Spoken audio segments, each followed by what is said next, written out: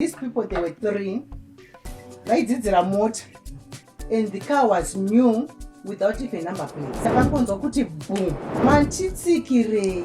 So pandakanzwa a friend of mine akufema kumwe kufema kusina kuita zvakanaka, and face yake yakanga yakuchinja kuita pale kuratidza kuti ropa rakanga risafambe zvakanaka mumwiri.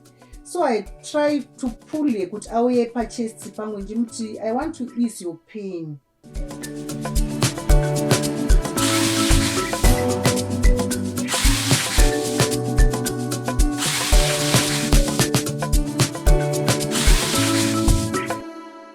Mufaro wedu kuva nemi pachirongwa My Story. Tinoziva kuti munhu wese ane nhoroondo, kana kuti iye munhu pachake itori story yekuti vanhu vakainzwa vanototi munhu uyu akararama zvakadai nezvakadai. Nhasi uno mustudio tina Trypheno Antonio. Wakakurira kupi Antonio? Rini? Wakabvarirwa location ipi? Ukakura sei? Okay, thank you my dear sister. Ine ndakazvarirwa kuHighfields Polyclinic. Ndakakurira mumusha weHighfields. Mumhuri nevana 6, tiri vasikana 2, vakomana 4, but unfortunately the other girl passed on. My primary school ndakadzidza paKudzanai Primary School from grade 1 to grade 3. Then ndakazoenda kunopedzisira ndapanyandro Primary School. And ndakakura ndiri mwana ane single parent, but they were both alive. Ndapedza primary school yangu ndakazoenda kunodzidza kuGuruwe, ndokwa ndakazopedzisira secondary level yangu. Saka uri musikana wekufiyo? Yes. Born and bred in Highfields. Ukazotambawo raka nechihwande nenhingirikiri muHighfields imomwe? Anyway, the good part of it, yeah, ndiri musikana wemufiyo. Ndakakurira kunzvimbo yaityisa, yainzwisa tsitsi, kwainzi kuBeria Corridor, you know.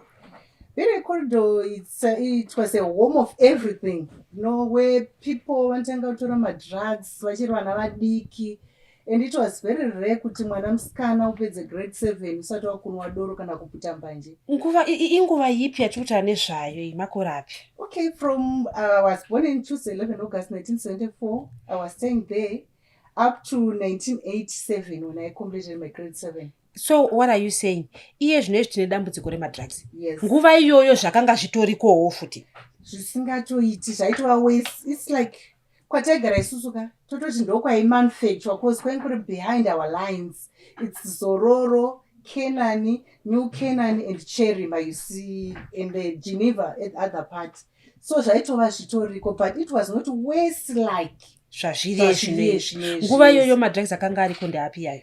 Kazhinji yakanga iri mbanje ndo yainyanya. Mbanje ndayataise nekachasu. Ndo zvainyanya nguva iyoyo. Iye zvinezvi tikunzwa nyaya yekambwa, yemukozodo, nguva iyoyo kwaive nekachasu. Kwaive nekachasu nembanje. Saka kuGuruwe wakaendako wakunoita form 1 here kana kuti wakanosvika chikoro chipi chekusekondari here wasvika kuGuruwe? Pandakaenda kuGuruwe, in fact ndakasvikotanga kugara nekuti ndakanga ndanonoka kuenda first term, pandazoenda kuchikoro second term, ndainotanga form 1, ende ndikanodzidza pachikoro chainzi Chipangura Secondary School. Ndokwa ndakadzidza from form 1 to form 4 ndiri. Then I had to come back to Harare where my parents were residing. Tinonzwa vamwe vachiti kudhara ikoko isusu kuchikoro tasina basa nezvizhinji, wangotora zvauinazvo isa muplastic reshuga womhanya kuchikoro. Ndo ira yamakakurawo here kana kuti mimi makanga matoo nemasechewo nemalunch box muchinyatso tini nditodo tafis yekuenda kuchikoro kana kuti makangopfekawo mumasandaki bhaibhata yoyo muchienda? My sister, it was not all that is. It's by the grace of God kuti muraramiro wandakaita unorwadza, unosiririsa. Being the fact yekuti I had both parents vakanga vari vapenyu, but vanga vakaseparata. Anditi? So mukuseparata kwao, can you imagine kuti I started grade 1 staying with a father without the mother. Anditi? So life was not all that easy. Taichengetwa nehama dzana baba nana sekuru.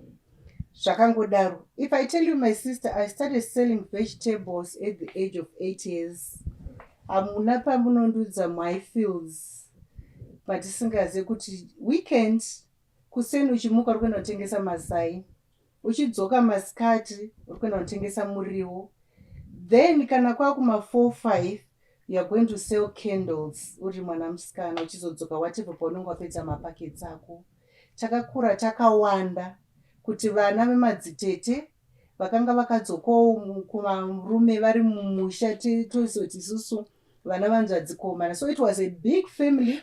Saka kwaive kwasekuru nambuya. Sekuru nambuya of which ambuya venga vakafa 1981 when I was doing grade 1. So kwenye kuna sekuru nemadzitete. But baba vedu vakanga vane imba yavo muNew Canaan. So taichengetwa nemadzitete since takanga tiri vana vasikana ende tinge tisina mai. Saka it was all that tough. How is it like growing without mai muupenyu hwako? Nokuti tinoziva kuti iye zvinezvi kana tinotoona ana amai vekuti vanomuka vogadzirira mwana vopfekerwa lunch box vonzi ndakumuperekedza dzimongorosiwa pachikoro. How was it like growing usina mai nguva yekuti tinoziva kuti nguva yeudiki ndo yatinoda mai?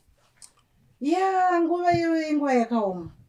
And I would not want kuti vana vangu vakure life yandakakura nayo.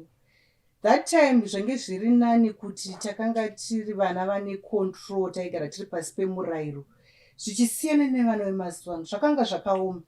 Kozi nyange ukarohwa kana ukaabuswa wakanga usina wokutaurira kana amai vanokudii vanokucomfort. It was very difficult. It was never easy. But nenyasha dzaMwari munhu ukava nefocus nevision Mwari vanongoramba vachikudii. I survived. It wasn't easy, but I survived. Wataura nyaya yekuti I survived. Tikuda kunzwa how you also survived. Ngatidzokerei gore ra2012. What happened to you? Tell us. My dear. 2012 was just another year. I had my best friend, a good friend. Taenda ichochi tese taitova nenzvimbo yedu yataigara tese. We could do things tese and we were all single mothers. We visited South Africa for a week with my friend ndokubva tadzoka. Then we had a bishop church kwedu akanga ane birthday. So ndakakumbira kubasa kuti ndiri kuya late. I was working in the labor movement as an organizer. Then ndakumbira kuti ndiri kuya kubasa late. I had to go to Mfakos. I wanted to give my bishop a present. Then ndasvika kumba kwabishop wangu. Mai bishop wangu akanditi, welcome Tryphine. Wangosipo pabirthday. Ndikati yeah mama, but ndiri pabasa. I'm not even staying long. Then but okay, we've got something for you. Ndikati mama, ise paper bag. Ndoda kunoona friend yangu just next road from where kwenge ndaenda. Ndichenda noona friend yangu. We were preparing for Christmas. Apa tenge tabva South Africa tese for a week. So we were preparing for Christmas. Ndaenda kumba kwake, ndamuona. Kwaitonhora. Ndopa ndatomuti, I need something warm to eat. A friend of mine, but iwe kurumbidza iwe. Uri kundudza kuti uri kubasa inezvi by 10 o'clock you're supposed to be at work. But it's past 9. So my friend prepared something. Vakanga mune mutakura nedrink rangu ratainwa. Takabuda tese panze achindiperekedza. She was holding a plate. Because we were more than just, I don't know, we were tangoti yengeri mbabvu yangu, you know. Taiwirirana zvimwe zvezvi, but mune zvinhu zvakanaka tiri vanhu vaiumbana nekudzidzisana how to survive as single mothers. Unfortunately, yakabata plate ini ndichidya from the plate. Tichibuda pageti pamba pake. We went home till an extent. Takadhumwa tichibuda mugedhi.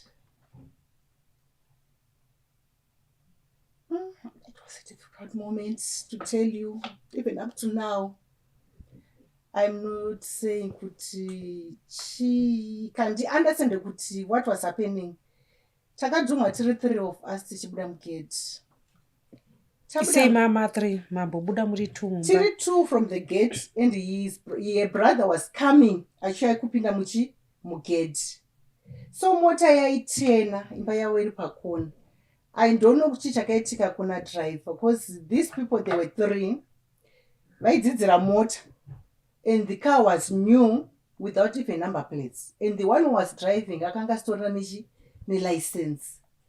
So paakati dhuma, the brother akarohwa neside, akanowira to the other side, akakuvara minor injury. Inini what I remember ndekuti ndakangonzwa kuti boom,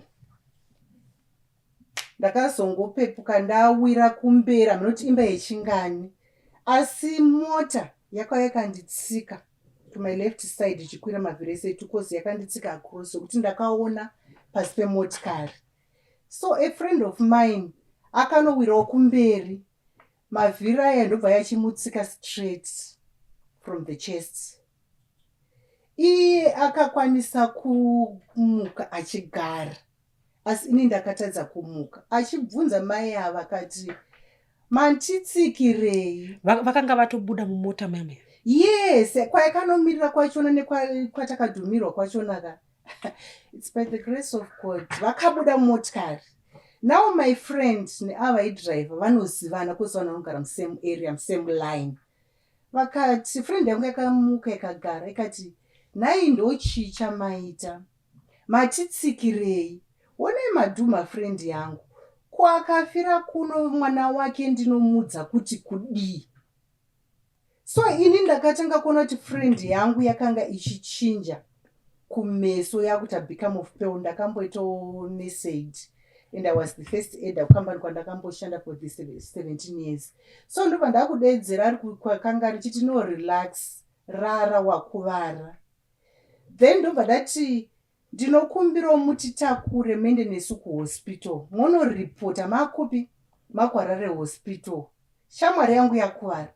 My friend engachiona kukuvara kwangu, ini ndaiona kukuvara kwake. So pakadhilewa vanhu vachitisa makakatanwa nebhatazotakurwa kuiswa mumotikari yamai vavo, vataendeswa kupolice station. Ini ndichingokumbira ndokumbira mumhanye nesu kupi kwaRospro, ndainzwa kuti mweya wangu wakudi wakubuda.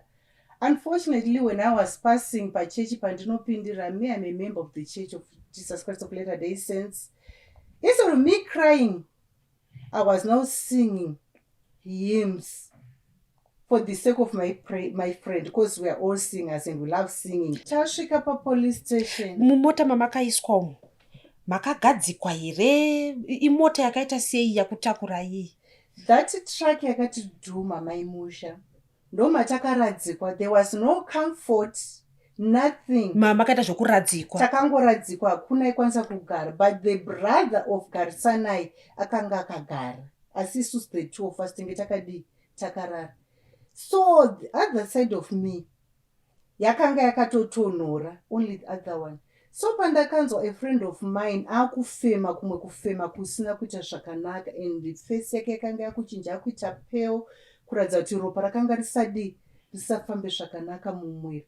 So I tried to pull her kuti auye pachest pamwe ndimuti, I want to ease your pain, relax her up. Tichisvika pamarimba, unfortunately hana kukwanisa kuzoendera mberi neupenyu. You actually saw her dying? Yes. You actually knew kuti she's gone? I knew it. Kozi akatora befu rekupedzisira, and she was here on my shoulder. And remember, we're best friends. I was trying to comfort my friend, and she was also trying kuti tite sei tibatsirana nditika. Ipapo, are you able to talk? Maikwanisa kutaura here? Kuti makangonyarara is just trying to comfort each other nema actions. You know, munhu kana uri in pain, mataura unongoita. Asiyana neandiri kuita nhasi. Now I'm fit. But ipapa was in pain, but I was trying to comfort my friend, and she was also trying to comfort me because in that doom andiri kumba kwani kwavo, you see the pain, you know. So pandakagarisana paakaburitsa mweya, I looked at her, ndangoti neside ndakarada, no my friend, you can't do that. Guess what? Patalk about South Africa, she says, Tryphon, ndoda kuchat with my man. Then says, no, you know what? I'm good at sewing gowns. Which you remember a gown Brenda first. You can see how I remember that. I'm going to do that gown. I don't want to be a best girl. I want to be your MC. Then gown you rotate, set no corner free of that gown. Not knowing that we are going to miss that person. Zvadaro vanhu vakatanga kuburuka motikari, ende maambulensi, we had maambulensi achidzika achienda kupi achitokupfurai achitotipfura tiri papolice station. After I think about 10 to 20 minutes maambulensi ndo paakadzoka. So they were trying to help me. Then I was now talking, chinzwa kuti mweya wangu wakubuda, ndichiti no, batsira umwe wangu, ini ndirichi, watoti no, she's fine. Indobva ndakumuti no, she's not fine, batsira chi mumwe wangu. But nguva iyi wakamunzwa achitura befu. Yes. Saka wakanga tuchitori nehope yekuti sezvo pamwe veambulensi vauya vachamubatsira. They can resuscitate, put the oxygen, whatever zvavanokwanisa kuita kuitira kuti akwanise kudii, kozi munhu akaita kupwanywa neapo. But vakangoti she's okay, and ndakaramba chingoti no, avai atenda ini chingoti no, my friend, is not even okay. Then ini ndakabva ndaburitswa ndiswa pastretcher anoisa mabandages, madrips and whatever because my kids. Were you bleeding? Mese neshamwari yako makableeda? Mableeding akangobuda tumamaina wounds ekuti takakuzvika mumatombo, but I had a dislocation yepelvis nefracture. But nguva iyoyo handina kuzviziva kozi ndanga ndine chiveve. So my boss was called achiudzwa kunzi ndaita accident. The good part of it ndezvekuti mukugarisanawo, since ndaishanda in trade union and labor movement, he had to call some of the friends, my doctors, my nurses from Marara Hospital, kuti we've got Tryphene, Aqua, and they knew me, vazhinji vachona, since I was also the chairperson of Harare district. So ndichisvika kuHarare Hospital nema-ambulances, what I only saw is the nurses and doctors waiting for me. But ndakanga ndakunyatsonzwa kuti ndikudi, and I was on an oxygen. The next thing, ndiri muroom mandakanga ndiri, hembe yese ngabvaruka. And ndinotenda Mwari kuti akauya nenyaya yekuti pfekai matights mukati, akaita zvinhu zvakanaka maimusha. Ndakasara ndine tight, sketi yese ngakabvaruka kumashure, tight ndo rakaseva zvokuti otherwise ndakatozongozvionawo ndamuhospital kuti zvikosva, ndakatoshama. Then ndakatanga kubatsirwa, ndichibvunzwa chiremba kuti where is Garisanai, vachinditi she's in the next room. But my sixth sense was telling me kuti ndamusiya kupi kupolisi, ndauya ndega ndiri muambulance nehanzvadzi yake iye makanga musina. Ndakabatsirwa, and my members of the church, vamwe vakanzwa message, they started coming up, vekubasa. I had to thank everyone. It was not easy, but nevanhu vane rudo nekuva munhu muvanhu zvakaita sezvinhu zvakareruka, but it was very, very tough if I want to go back to those memories. Wakazoudzwa sei? Ndiani akazokutaurira kuti Garisanai? Handina akandudza. All people were shocked and they were all scared to tell me, including the bishop. But even I could feel it, kuti all is not well with my friend.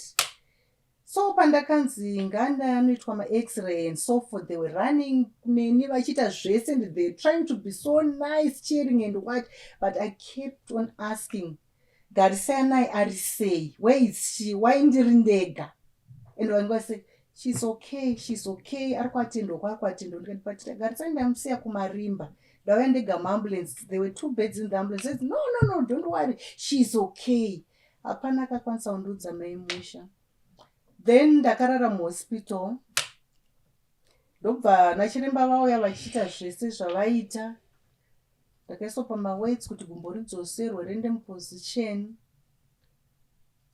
Zvikanzi nachiremba, the only way yekuti fracture yako ihile nemusana wako, unofanira kunge uchirara pasi. Muno muchipatara, yes, tinokupa zvatinokupa nezvatakakuita, but we are going to discharge you. Uenda kumba, asi unenge uchirara pasi, pari hard. Haufanira kuiswa mattress, haufanira kuiswa magumbezi akawanda. So my brother had to find a big door. Ndo rakangoiswa chinhu. Can you imagine kuti I had sores dzekukushirwa murodhi, and unofanira kurara nemusana. I could not even move. or do what, even going to the toilet or what. Wakazoziva sei kuti Garisanai is gone? Garisanai pandakazoziva kuti zvechokwadi Garisanai is gone, some members of the church, even vanhu vakanga vanzwa about the accident, vaitaura, but zvezvekuti vanhu vanenge vari kuro kuchingodzwa maconversation and so forth vachiita kakundi avoida. So ndakumba I had to say to my son, may you kindly call Garisanai ndinzwe kuti ari sei. Papera mazuva mangana apa uri muhospital? 3 days. Ende tinowanzoziva kuti pachivanhu pedu dzimwe nguva 3 days munhu atochemwa atovigwa. Yes. Muhospital wakagara mazuva mangana? Muhospital ndagara 2 days. 2 days. Zuva randasvika nemangwana achina kuswera ndichitodischarge mangwana achona. Ende pandaidischargwa Garisanai ndopanga ari kutorara achitoradzikwa kumarinde. Achitoradzikwa kumarinde. And you didn't know? I didn't know. Only the message yakazopinda munzeve dzangu ndeyekuti vanhu vakanga vakutochema kumarinda vatonzwa kuti Tryphene also she's no more. So people started flocking again to our house. But vana vangu nevavakidzane to avoid them vachiti she's alive, but vamwe vaiti vainge vakutosvika vakutochema iwewe? Vakutobva kumakwakwareni hills vachiya kuzondichema. The good part, though it was so painful, vatakaita nawo tsaona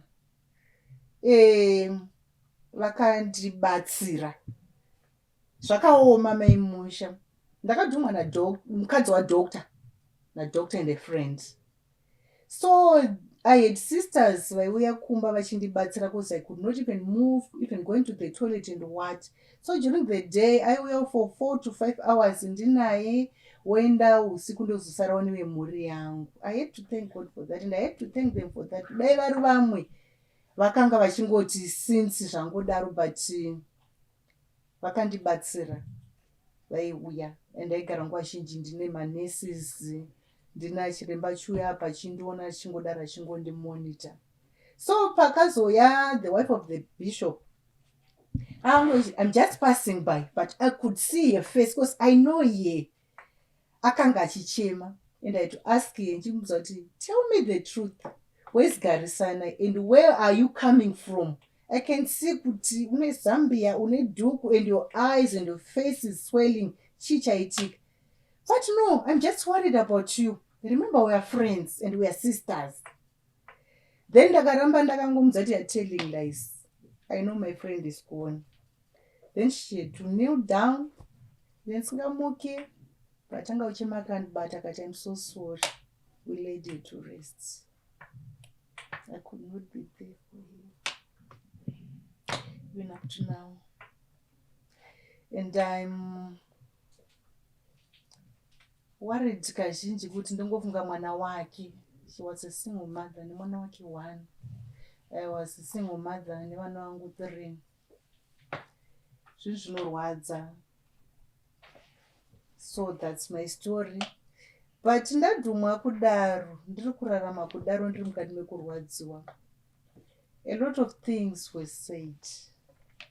Ende zvimwe zvacho zvinorwadza, but kana tiri vanhu, especially me, I'm a Christian, I believe kuti anything happens for a purpose.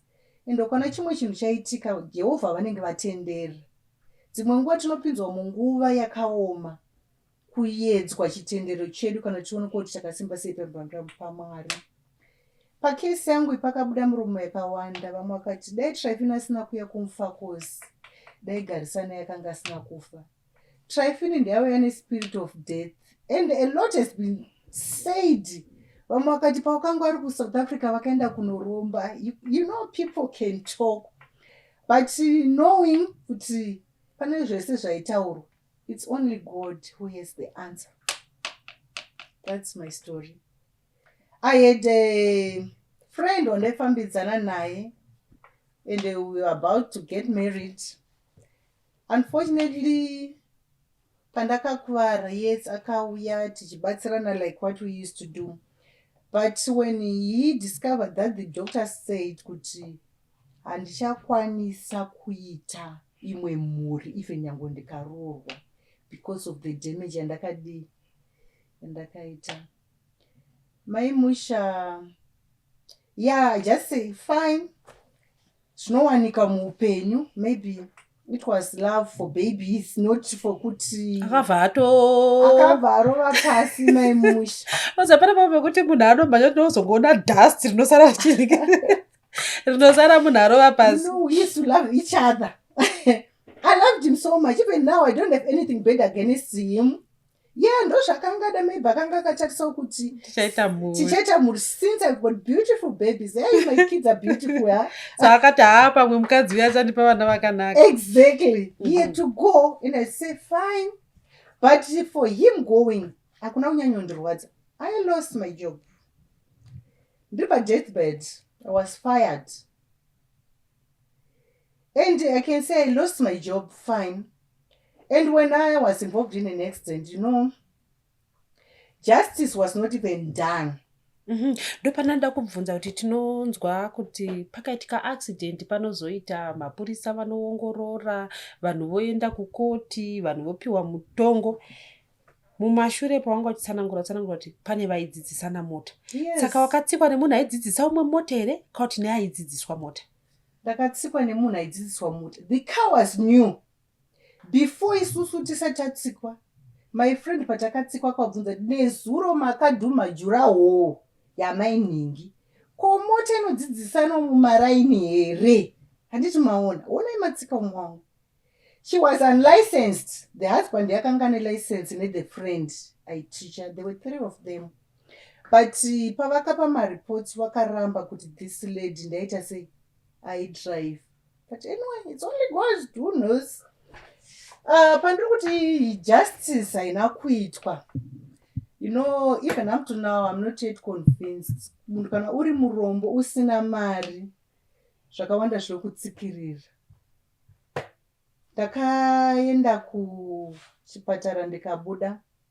Ndisingakwanisi kumuka, ndisingakwanisi kugara. Can you imagine kuti ndaisevwa nesapine kuti ndikudiwa kukoti? I could not even move, even my hand, even my what. Ndaenda kukoti ndiri pastretcher. Ndosvika ikoko ndigoswedzwa the whole day, then court of and adjourned. Wozouya futi to another date. Yeah, vachakaita tsaona nawo vaiassista and so forth. Ndofunga yakadismisswa almost like 3 times. Kuzopedzisira ndazoengage women's organizations like Women's Coalition, chiwadza kuti ndo zvandiri. And the very same week randakadhumwa zvinonakidza ndezvekuti the very same week, I'm sorry to say this, Duduma Nenga akadhuma munhu the very same week, and she was sentenced to 2 years in prison achinzi capable homicide. But to me, to us, takadhumwa isusu, these people, they were just moving on scot free. Nyaya yakasvika pakuraswa zvikanzi dare richazokudaidzai. Can you imagine? Ndakuwara. I lost a husband. I lost my job. I'm now jobless. Pane mutumbi warasika. Then people are just marriage yakatorasika. Can you imagine? Shamwari yaenda. Basa raenda. Ndinofambira. Handiti muri kuona. So ndakangobvunza ndakangoti Mwari ndimi utiziro hwangu. Pari zvino Mwari handina chimwe chinhu chandingakubvunze kuti why. Imimi ndimi muchaziva kuti zvichaitwa sei. But chandiri kukumbira Mwari ndechekuti justice should be done. Ini ndikakanganisa ndinoziva kuti ndikataudzira muraro waMwari, I have to repent. Ndofanira kuripira matadzo angu andaita. But ipapo it was unfair. Mai vakagara kunze and she was walking scot free. Havana kanombobvira kuvharirwa kana kudii. Ini ndiruko.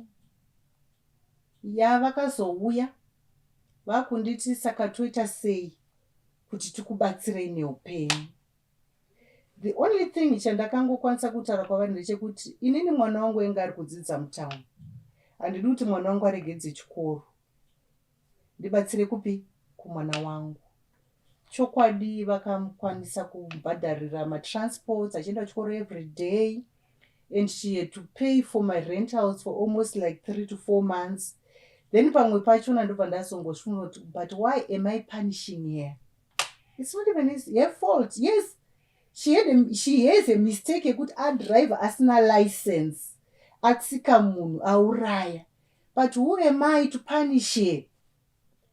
Then I had to talk, and with the help of my church members, I had to tell them, when I know the situation in Amaya. But deep inside me, I don't want to punish her. So the justice you wanted, ngiri justice yekuma courts? I wanted justice from the courts. Kuti auraya pafa munhu apa ndisika. And the Zimbabwean law handina pandakambonzwa inini since ndakamboverengawo magore kuti munhu ukatsika munhu from behind, the person wawatsika ndiye ari wrong. You are wrong iwewe just because ungori kumuona. Handiti mai avo vakatadza kunegotiata kona. Then she panicked.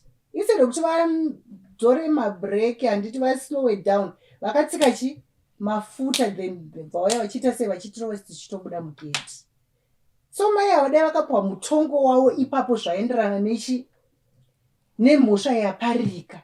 It was fine. Zvizhinji ndakanga ndisingadangu nawo. So iye zvino sekutaura kwatiri kuita, nyaya iyi yakazotongwa here kumadzitare edzimhosva, uye kana yakatongwa vakanzi kudii? Kuti nyaya izotongwa kuti mai havazodzorwa futi mukoti senyaya yakanga yastopwa, nditika I had to engage Women's Coalition of Zimbabwe. I was a member of there. By that time, Miss Salilula was the head ikoko. Ndo vakastanga kuzvifambira, then nyaya ndobva yazodzorerwa matare edzimhosva. Yadzorwa matare edzimhosva vakangonzi 3 months community service, and that was that. Ndokupera kwazvakaita. So according to you, justice was not served? Justice was not even served. Your friend is gone. My friend is gone. Your marriage is gone. My marriage is gone. I lost my job. Pamarriage apa zvinhu wakatoti haizvi zvaakutoita, I'm going to get married.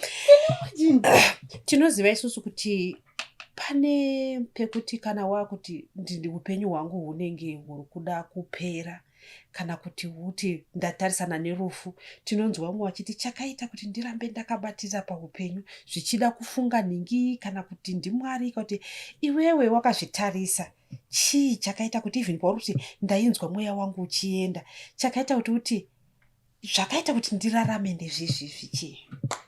Zvakaita kuti ndirarame, Mwari wandinonamata mupenyu. I grew up kunzvimbo yakaoma, handitika, but I was just exceptional kuti ndakati Mwari, inini ndakura ndichichengetwa nesingle parent. Now inini ndapinda marriage, my first husband passed on.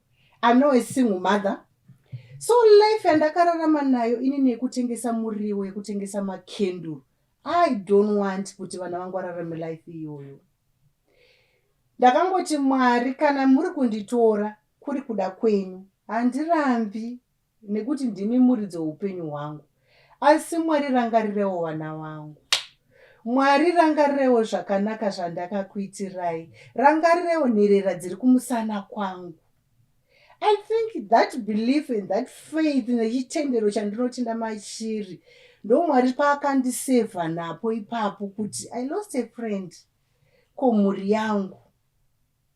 And by that time, all my parents were dead. So nakungotenda nekupawo kuna Mwari. I think God akanyatsoona kuti hai disaster pano, let me just save for the sake of all these people. And also chimwe chakanyanyondisimbisa kuti ndisimbe, the members of the church, they stood by me. Kudarika hama dzangu chaidzo. Muhama munhu kabudirira, kana kuti wakabva mukutambura ukatanga kuti itai sekuti wanei, vashoma vanokupraisa nekukufarira. To me chakaita kuti ndisimbe, ndive nerakajeka kuti I'm going to make it just because of the church, even the gospel. Nekuti ndaisa kuti Mwari ndiye mupi wezvese. Chese chinoitika pasi peupenyu Jehovha vanenge vakachitara. Saka ndakanga ndisingatyi. Ndo zvakaramba zvichindiita kuti ndirambe ndichiita soldier on with life even up to now. The one who fired me was also involved in an accident, and I had to go and see him. The good part of it, Mwari, the moment I not you, this other thing I'll be pointing again at you, kuti mangwana ndiwewo. And it's kuchirudzi, they normally say vanisenye kuti chaona mwanzako rero chapita, mangwana chiri kwaiwe. Kurati, nasi chaona trifin chapfura, mangwana chiri kunewe. So are you saying you were fired because you were involved in an accident? Yes, I was an organizer. My job was just open. Nekuti ndogona kumuka nasi ndakananga kuchitungwisa. Ndichinoda kuda kunomobilize nekujoinisa abantu to join the trade union because I was an organizer in a commercial workers union. Yes, but I was fired. Why? Just because I was the only woman ari vocal muoffice medu. Saka pakawanikwa mukana wekuti sezvo waita accident Yes, warwara. and there were men, you know, the fights in the trade union movement, the fights in there. So pakaita advantage yekuti at least taona pekumbatira. Mashoko aungade kutaura kunge kutaura kwataita tinoziva kuti upenyu hwemunhu itongori story. Yes. Inhoroondo zvairi. Yes. Tanzwa story yawakararama. Tanzwa accident yawakapona mairi. Asi muaccident imomo wawakanga uinaye, wawakadhumwa naye, motikari imwe chete, kudhumwa nguva imwe chete, iye akarasikirwa neupenyu. Yes. Asi iwewe nhasi uri panapa kuti utaure nhoroondo iyoyo. Mashoko aungade kutaura ekupedzisira. Mashoko andingade kutaura ekupedzisira umuri mama neshamwari ndechekuti kudenga kuna Mwari. Kana tichienda kumachechi atinoenda, yes, whatever church yauri, be honest in all your dealings. Iva munhu anorarama ari pasi pemurawo. Kana tiri vanhu vanorarama tiri pasi pemurawo, tiri vanhu vanodanana, tiri vanhu vanobatsirana, whether mukuomerwa nyange mukushaya, nemusi waunoona dambudziko unoona hama dzakawanda. That is exactly that saved me. My church, the people of my church, and the gospel itself. And the hand I have in society. Kugarisana, nekubatsirana, nevamwe, mune zvakanaka. Saka mashoko angu ndekungoti, tikangodzidza paupenyu kuti chese chinoitika pasi pezuva. Let's not rush to judge. Ngatipei Mwari mukana wavo wekutonga. The good part of it, my musha patenge ndasira mai ava vakazouya nemurume wavo. They wanted to compensate me. Can you imagine? They had money. I'm poor. I lost my job. I lost my husband. Ndinorenda. Vakauya zveshuva vachida kundicompensate. Ndipo ndabvunza ndikati, mama, if you compensate me whatever the amount of money you are going to give me, is it going to heal my womb? I'm now barren because of the accident. Is it going to heal the pain and chararama nako upenyu hwangu? Is that money going to bring back my friends? No. Imimi hamuna kudhuma muchida. Inonzi tsaona. Ngatingosiye zvakadii? Zvakadaro. But atingati here papa justice ndo painge iri kuuya kuti you lost all these things and ivo vakanzwisisawo vakati let us in a way that we can compensate you. No. Ndinotedzera Mwari kakawanda inini. Mwari haana kumbondipanisha, anondiregera, anondimbresa nerudo. I lost a friend. Kumhuri yeshamwari yangu vane zvavaida kuripirwa. Andimbokunyatsona. She needs also money to help that family. And my funeral cost I had kuti ndo vakadi vakabata. So why should I punish her? So you have forgiven them. Yes. Even though you feel kuti zvoni mutongo wavakapiwa hauenderane nezvavakaita, but yes, you have forgiven them. Yes, through counseling. Guess what? I lost my job. Ndakagara kumba. I was praying, doing a lot of things. I was called by my organization and NGO, Yema Jesuits, and I was trained to be a counselor. Vakandidaidza ndikaenda ndiri a participant. Then I had to share my life stories and whatever the case might be. 2 months down the line, I had a phone call yaku 20 days and I got the job. So I got cancelled. I even went to visit them. Even now, ndikatoenda mufakosi ndenda ndichinovaona. I love them. I've forgiven them. It's only God who judges, not us people. Tinokutendai zvakanyanya kuva nesu muchirongwa My Story. Tinoziva kuti kwamuri ikoko munhu wese inhoroondo, munhu wese ane nhoroondo. You can share with us the stories that you have on the numbers that are appearing on your screens. Tinoda kutenda nhasi Tryphon watati naye mustudio, uyo akapona pakashayika shamwari yake. Ati iye chakaita kuti ararame ndiMwari, uye kutoziva kuti Mwari vane nguva yavo, uye nevese vakamubatsira nguva yakanga akuvara. Tisangane zvakare svondo rinouya muchirongwa My Story. Zita rangu ndinonzi Stella Mohusha.